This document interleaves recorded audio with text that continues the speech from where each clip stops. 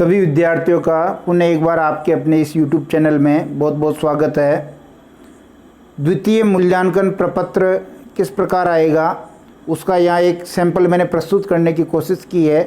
आप इसे एक सैंपल पेपर माने, मॉडल पेपर माने।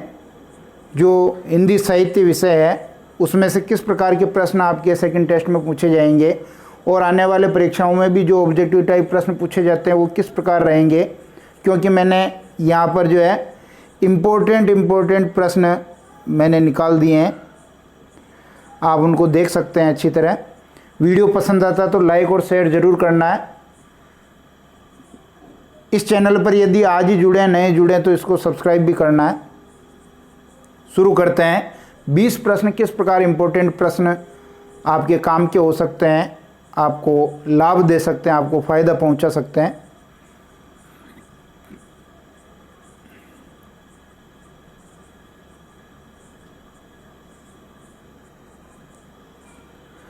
पहला प्रश्न देखिए, खाली कटोरों में वसंत का उतरना से क्या आशय है।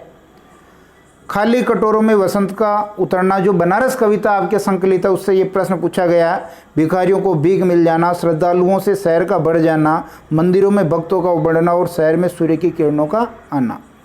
आपको पता है कि जब वसंत का आगमन होता है तब श्रद्धालु और जो धार्मिक प्रवृत्ति के जो व्यक्ति हैं बनारस में जाते हैं और भिखारियों को भीख देते हैं। इसलिए यदि आप ऑप्शन नंबर 1 करेंगे तो आपको सही अंक मिलेंगे। पूरा प्रश्न ये सही होगा। ऑप्शन नंबर 1 हम इसका सही करेंगे।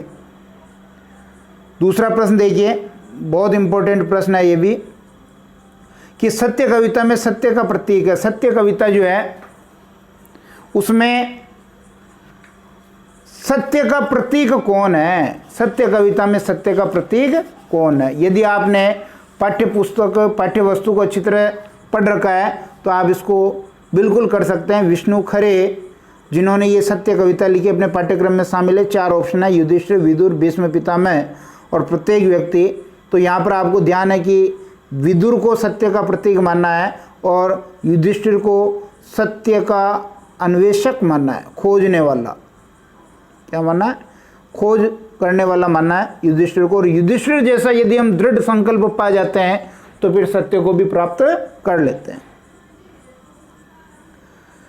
तीसरा प्रश्न देखिए, रामचरितमानस ग्रंथ की भाषा कौन सी। बिल्कुल तुलसी का प्रसिद्ध ग्रंथ है रामचरितमानस, जिसमें 7 कांड है, बाल कांड, अयोध्या कांड, अरण्य कांड, किष्किंधा कांड और सुंदर कांड, लंका कांड और उत्तर कांड, इस प्रकार के 7 कांड है। भाषा पूछी है, दोहा चौपाई शैली में ये लिखी गई है। कौन सी शैली है? दोहा चौपाई शैली में लिखी गई है। तो इसमें आपके ऑप्शन है ब्रज, अवधी, खड़ी बोली, इंदिर, अपभ्रंश। तो इसका सही उत्तर है अवधी भाषा में रामचरितमानस ग्रंथ लिखा गया। चौथा प्रश्न देखेंगे, ये गद्य पाठ का आपके जो प्रेमगन की छाया स्मृति जो रामचंद्र शुक्ल का पाठ है। निस्संदेह शब्द पाठ में खालिस्तान प्रयुक्त हुआ, किसके लिए प्रयुक्त हुआ? लेखक की समवयस्क मित्र मंडली के लिए, भारतेंदु हरिश्चंद्र के तकिया कलाम के लिए, उर्दू की पुस्तक के लिए या प्रेमगन के तकिया कलाम के लिए। तो ये जो निसंदेह शब्द आया आपको जानकारी होगी अगर आपने पाठ ढंग से पढ़ा है। तो जो रामचंद्र शुक्ल हैं और जो इनकी मंडली है जो हिंदी में बातें करती है, तो जो उर्दू के जो इनके आस पड़ोस वाले व्यक्ति हैं इनको निसंदेह टोली कहते हैं। इसलिए ऑप्शन नंबर हम इसका 1 सही कर देंगे। पांचवा प्रश्न अगर ध्यान से देखो तो ये आधा है और आधा नहीं है। पंक्ति से क्या अभिप्राय, मतलब आधा है और आधा नहीं है, इस पंक्ति का क्या अर्थ है? इस पंक्ति का अर्थ हम देखेंगे। तो देखिए, पहला ऑप्शन कह रहा है आधा शहर प्राचीन संस्कृति को मानने वाला है और आधा शहर आधुनिक संस्कृति को मानने वाला। बनारस शहर की इसमें बात की है। आधा शहर हिंदू संस्कृति को मानने वाला और आधा शहर मुस्लिम संस्कृति को। आधा शहर गरीब और आधा शहर अमीर। आधा शहर ग्रामीण संस्कृति को मानता और आधा शहर नगरीय संस्कृति को। इसमें से सही ऑप्शन कौन सा है? तो सही ऑप्शन आपका पहला वाला होगा, क्योंकि जो बनारस शहर है आधा शहर प्राचीन संस्कृति को मान रहा है और आधा शहर आधुनिक संस्कृति को मान रहा है। फिर देखिए छठा प्रश्न हम देख लेते हैं। छठा प्रश्न बहुत इंपॉर्टेंट प्रश्न है कि भरत राम का प्रेम शीर्षक अंश रामचरितमानस के किस कांड से लिया गया है। आपको जानकारी होनी चाहिए कि जो ये भरत राम का प्रेम है, इसमें जो भरत है, भरत की वेदना का वर्णन है और चित्रकूट की सभा में, चित्रकूट की जो सभा है उसमें ये अपने विचार जो रखते हैं उसका यहाँ वर्णन है। तो कौन से कांड में है ये? अभी मैंने ऊपर बात की कि रामचरितमानस के 7 कांड है, तो कौन से कांड से ये शीर्षक लिया गया? बालकांड, अयोध्याकांड, अरण्यकांड, किष्किंधा। तो ये जो शीर्षक आपके लिया गया है रामचरितमानस के अयोध्याकांड से लिया गया। 7वां प्रश्न जो दिशा कविता से, दिशा कविता का संबंध है। दिशा कविता केदारनाथ सिंह की जो बनारस के बाद जो दूसरी कविता संकलित है, उसमें क्या वर्णित है? बाल मनोविज्ञान से ये संबंध रखने वाली, स्त्री शिक्षा से, धार्मिक संस्कृति से या ग्रामीण जनजीवन से। तो इसमें बाल मनोविज्ञान का सुंदर चित्रण किया गया है। किसकी दिशा पूछता है? बालक से हिमालय की दिशा पूछी जाती है और वो कहता है कि जिधर मेरी पतंग उड़ रही है उधर हिमालय दिशा है। 8वां प्रश्न देखिए। 8वां प्रश्न, बालक ने इनाम में क्या मांगा? बिल्कुल ये आपके गद्य का पार्ट है और गद्य का जो दूसरा पार्ट है सुमिरन के मन के, उसमें से ये पूछा गया है, जिसमें 3 आपके लघु निबंध संकलित हैं। उसमें से एक लघु निबंध है बालक बच गया। उसमें वो बालक इनाम में क्या मांगता है? जो फर्राटे से हर प्रश्न का उत्तर दे रहा था, धार्मिक पुस्तक, घड़ी, लड्डू, अलमारी, क्या मांगता है? बिल्कुल सही सोच रहे हैं आप, वो लड्डू मांगता है। और लड्डू मांगता है तब जाकर के जो लेखक चंद्रधर शर्मा गुलेरी है, इनका दम घुट रहा था, लड्डू मांगने पर ये चैन की सांस लेते हैं कि भाई बालक बच गया शिक्षा के बोझ से। कहा भी है कि बालक के लिए शिक्षा होनी चाहिए, बालक के लिए शिक्षा होनी चाहिए, शिक्षा के लिए बालक नहीं होना चाहिए, शिक्षा के लिए बालक नहीं होना चाहिए। तो बालक के लिए जब शिक्षा होगी तो हम बालक को ज़्यादा महत्व देंगे, और शिक्षा के लिए बालक होगा तो शिक्षा को ज़्यादा महत्व देंगे। तो बालक को ज़्यादा महत्व दिया गया है, सीखने वाले को ज़्यादा महत्व दिया गया, इसलिए ये उसी को संदर्भित करती हुई ये एक लघु निबंध आपके यहाँ संकलित किया गया था, बालक बच गया। 9वां प्रश्न देखिए। गीतावली के संकलित पदों में किसकी पीड़ा या वेदना का उल्लेख किया गया? जो प्राचीन काव्य आपके लगा रखा तुलसीदास, उसमें से 2 उनके वहाँ रचनाएं संकलित है, भरत राम का प्रेम और पद। तो वो पद गीतावली के हैं, उसमें किसकी पीड़ा है? भरत की, कैकेयी की, सुमित्रा की, कौशल्या की, किसकी है? वहाँ कौशल्या की पीड़ा का वर्णन है। एक माँ का अपने पुत्र राम के प्रति जो प्रेम है, उसका जो विछोह है, उसका दर्दमय चित्रण यहाँ किया गया है गीतावली के पदों में। और गीतावली की भाषा देखेंगे तो कौन सी भाषा है? ब्रज भाषा। कौन सी भाषा है? ब्रज। 10वां प्रश्न देखिए। 10वें प्रश्न की हम बात कर लेते हैं।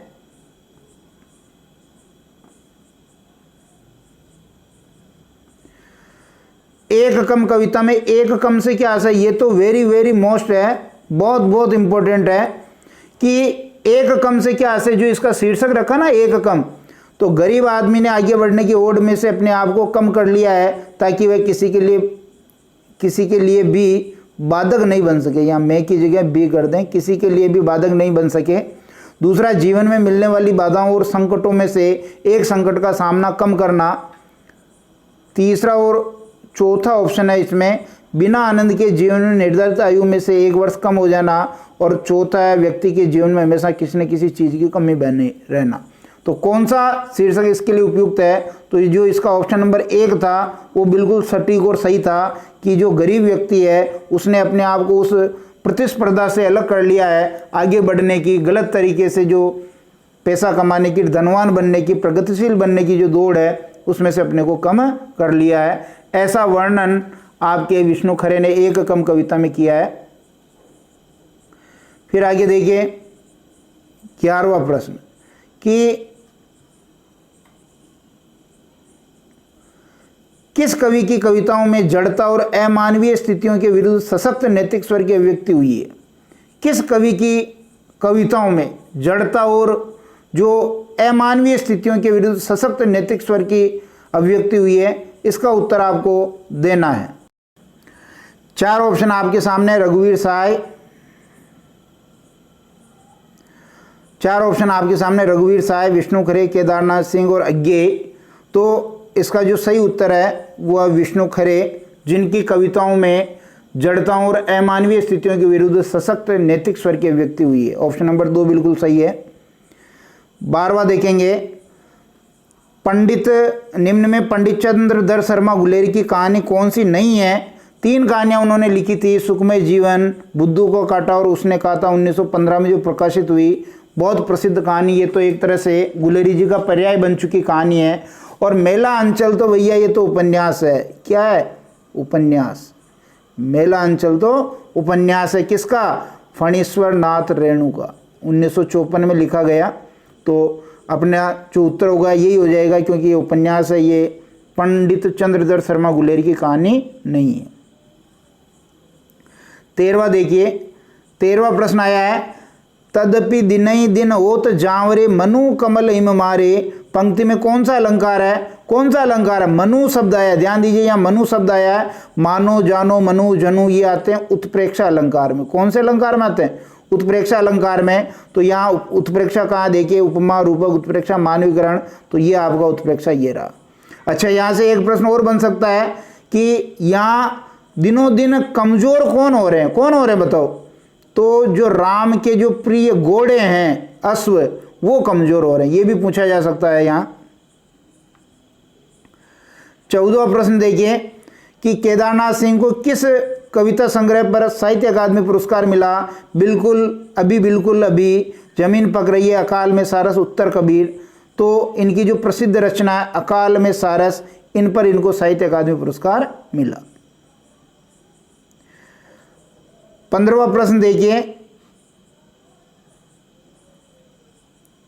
कि एक कम शीर्षक कविता में वर्णन है, किसका वर्णन है? पौराणिक संदर्भ और पात्र के द्वारा जीवन में सत्य के महत्व का, स्वातंत्र्योत्तर भारतीय जनता के मोह भंग का, पतंग उड़ाते बच्चे की बाल सुलभ चेष्टाओं का और जीवन में आगे बढ़ने की प्रेरणा देने का। किसका वर्णन है बताओ? आज़ादी के बाद की कविता लिखी गई है, तो इसमें जो मोह भंग हुआ है बिल्कुल उसका वर्णन ऑप्शन नंबर 2 बिल्कुल इसका सही है कि आज़ादी के बाद भारतीय जनता का जो मोह भंग हुआ है उसका यहाँ वर्णन है। आस्थावान, ईमानदार और संवेदनशील जनता का मोह भंग हुआ। उनको ये आशा उम्मीद थी कि आज़ादी के बाद उनकी स्थितियाँ सुधरेगी, पर स्थितियाँ सुधरने के बजाय और बिगड़ती चली गई। ये मोह भंग है। 16वां प्रश्न देखिए,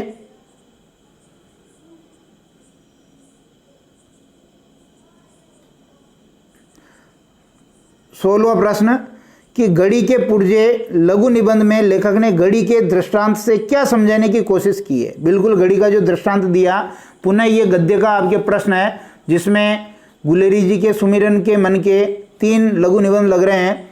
शिक्षा प्राप्ति की सही उम्र, धर्म के रहस्यों को जानने पर धर्म उपदेशकों द्वारा लगाए गए प्रतिबंध, समाज में प्रचलित अंधविश्वास पर चोट और आत्मा परमात्मा के संबंध। क्या इसमें समझाने की कोशिश की बताओ? तो ये इसका ऑप्शन नंबर बिल्कुल 2 सही है कि जो धर्म के उपदेशक है वो चाहते हैं कि आप केवल धर्म की बातें जो बताई जा रही है उनको कान खोल करके सुन लें, उनको जानने की कोशिश नहीं करें, क्योंकि अगर आप जान लेंगे तो उनकी दुकानें बंद हो जाएगी। इसलिए आप रहस्य नहीं जाने, केवल जो बता रहे हैं उसको स्वीकार कर लें। ये घड़ी के पुर्जे इस दृष्टांत से इसको समझाया है। ऑप्शन नंबर 2 बिल्कुल सही। 17वां प्रश्न देखिए कि प्रेमगन की छाया स्मृति गद्य की किस विधा में लिखा गया पाठ है? आत्मकथा, संस्मरणात्मक निबंध, जीवनी रेखा चित्र। प्रेमचंद्र शुक्ल का ये संस्मरणात्मक निबंध है। क्या है? संस्मरणात्मक निबंध। जो बद्री नारायण चौधरी प्रेमगन, जो भारतेंदु हरिश्चंद्र, जो आधुनिक काल का पहला पड़ाव है, उसके ये प्रमुख कवि हैं। तो संस्मरणात्मक निबंध हम कर लेंगे, ऑप्शन नंबर 2। 18वां प्रश्न देखेंगे, हम लोग उन्हें एक पुरानी चीज समझा करते थे, यहाँ रेखांकित शब्द प्रयुक्त हुआ है। अब ये लाइन भी कहाँ से आई, पहले तो ये पता होनी चाहिए कि ये प्रेमगन की छाया स्मृति उस पाठ से है ये पंक्ति। हम लोग उन्हें, तो यहाँ उन्हें शब्द जो आया है ये किसके लिए आया है? एक पुरानी चीज समझा करते थे, तो भारतेंदु हरिश्चंद्र के लिए आया, बद्री नारायण चौधरी प्रेमगन के लिए आया, आचार्य रामचंद्र शुक्ल के लिए आया, वामनाचार्य गिरी के लिए आया। किसके लिए आया था पाठ में ये उन्हें शब्द? तो उन्हें शब्द आया था ये पाठ जिसके ऊपर है बद्री नारायण चौधरी प्रेमगन, उन्हीं के लिए ये आया था, और हम लोग यहाँ शुक्ल और उसकी मंडली के लिए है, तो ऑप्शन नंबर 2 बिल्कुल सही है। 19वां प्रश्न देखें। 19वां प्रश्न भी बहुत इम्पोर्टेंट है। बहुत इम्पोर्टेंट प्रश्न निकालने की कोशिश की मैंने, प्रतियोगी परीक्षाओं में भी बहुत लाभ मिलेगा। अपनी एक टांग पर खड़ा ये शहर अपनी दूसरी टांग से बिल्कुल बेखबर। यहाँ दूसरी टांग से क्या अभिप्राय है? दूसरी टांग जो है बनारस कविता। जी हाँ, मैं बिल्कुल बात कर रहा हूँ केदारनाथ सिंह की जो बनारस कविता है, उसमें दूसरी टांग से क्या अभिप्राय? धार्मिक प्रवृत्ति के लोग, प्राचीन सभ्यता और संस्कृति को मानने वाले लोग, आधुनिक जीवन शैली को जीने वाले लोग और लालची और बेईमान लोग। किन के लिए आया?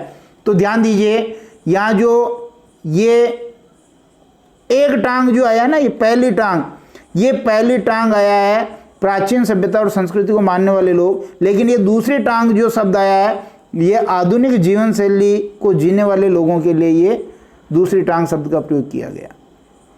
ऑप्शन नंबर 3 बिल्कुल सही है। बहुत इंपॉर्टेंट प्रश्न है ये।